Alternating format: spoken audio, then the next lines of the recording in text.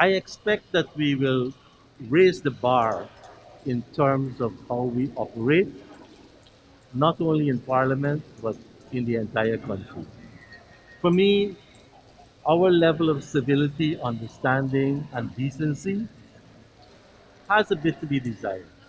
And I would like to see us all raise that bar a bit so that we can show the next generation, the generation that actually came after me, show them that we can live up to international best standards where democracy, respect for humanity, and decency exist. I think that standard is still a very current political scene where economies get holding. Uh, how are you going to use your seat to mend that problem? We have to give every single person, regardless of what has gone behind us, we have to give them the respect they deserve as a member of parliament and more particularly as a citizen of this country.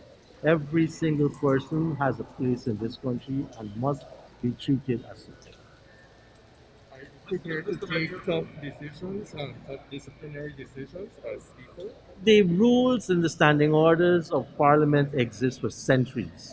It's not today. And when we take that oath and we sit in a chamber like this, we also hold ourselves up to those high traditions.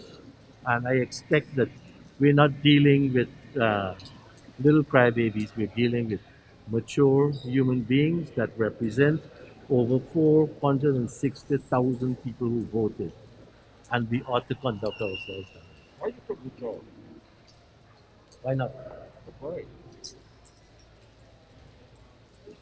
We still have in our country a lot of persons like myself and you who have matured in age and can still play an important role.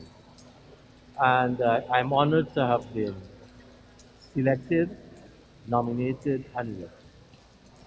Mr. Nadir, over the years, you appear to have shifted from your political stance from life force more closely towards the people.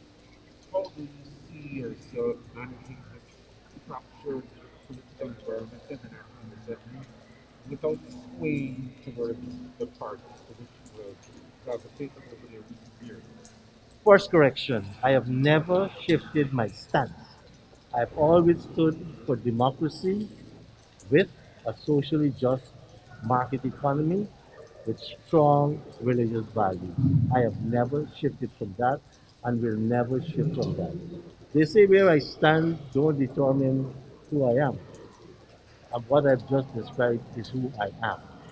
And we have seen the disappearing of isms and partialness and ideology over the many decades.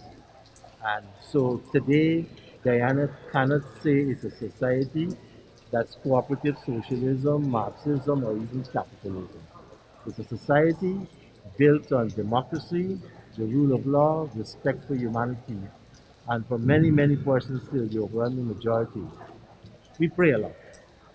And I haven't shifted from those guys. When you shift closer towards the people over the years in terms of your Uh, political preference, how do you see that influencing the way you manage now?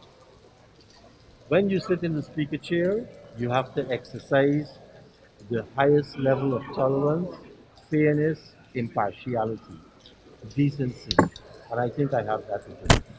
Mr. Nadir, following on that question, you come after a list of distinguished and esteemed former speakers. Do you see any challenge personally in living up to the standards set so far? It's amazing what ordinary people given extraordinary responsibilities can do. Amazing.